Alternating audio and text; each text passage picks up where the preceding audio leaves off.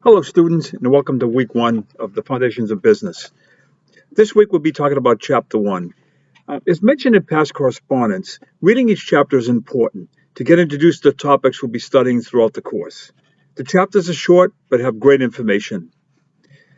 Chapter one pretty much starts off by talking about the three entities of makeup of a business.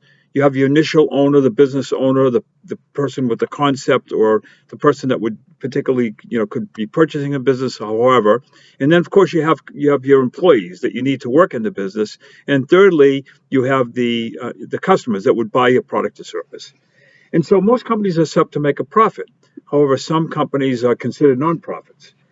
When a business is started, it's generally the owner who polishes up the business plan and pretty much gets the business off the ground. Now, today, as a matter of fact, I work for a small business with about 35 people, and it's run by a husband and wife team. And we have a patented product. And as you get into chapter 7, you learn about products.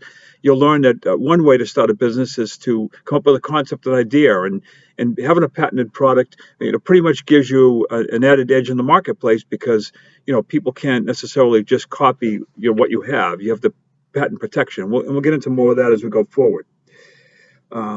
Also, the company is a limited liability corporation, and as you get into understanding how different forms of business, how the different businesses are formed, one of the ways is in this case, it's a limited liability corporation, and a couple of points on that is that one, you only could be responsible for whatever your investment is into the business, so you can't lose any more than that in the event of some issues. And secondly, it's this taxation thing where, income tax, you get double tax. So this is a situation where they would limit that. And so that's a limited liability corporation. Again, we'll talk more about that later on in the semester.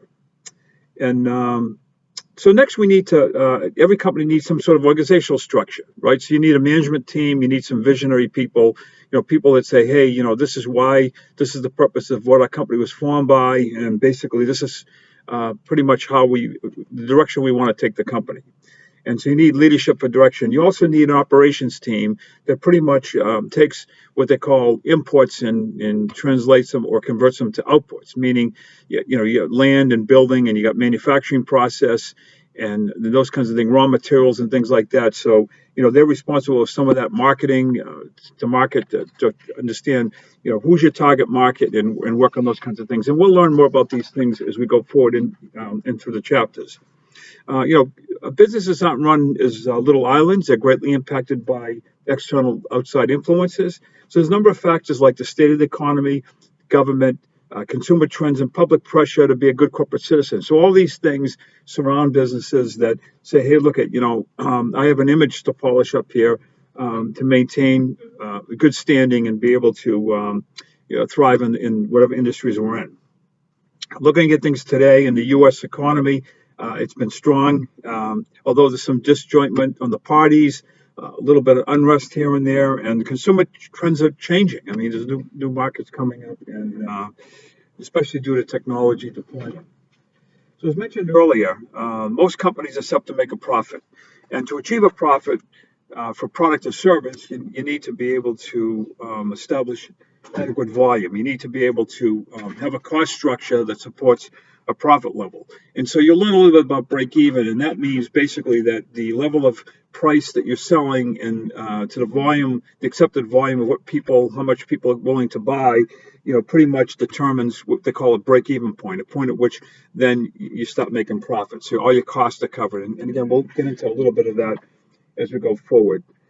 So from an economic point of view, all economies share three goals, and that is growth, which is, gross domestic product, meaning high employment and price stability. And we'll talk a little bit about that as well. GDP is basically the measure of the market value of all goods and services produced by the economy in a given year, and that's looked at on a very regular basis. And today you want to monitor. Things are very good in our economy. And you want to monitor inflation, the rising cost of goods. You want to try to keep things so that people can afford them. Everything's not priced out of the marketplace.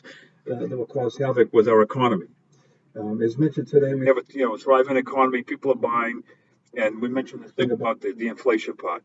So we sort of wrap up the chapter by looking at government policy making established to help the economy achieve what we call this full growth. And a couple of avenues here. One is the monetary policy, which is used to control the money supply and interest rates. So, for instance, as you can see, the Feds, they're always looking at that interest rate up and down, at the cost of borrowing money, and that everybody's looking at to make it so that companies will keep investing. People will be able to buy. Like if you're buying a home, you want to be able to get an interest rate that's going to be allow you to make the payments that you can afford and still be able to have a home. The fiscal policy is a little bit more government's power to spend and tax, right? So certainly tax with income from the government and then spending. As we know, of course, unfortunately, a lot of this, we're spending more than we're taking in, which isn't always a good thing. But essentially, fiscal policy is what looks at this. The chapter pretty much concludes. This pretty much concludes the chapter one on the fundamentals of business.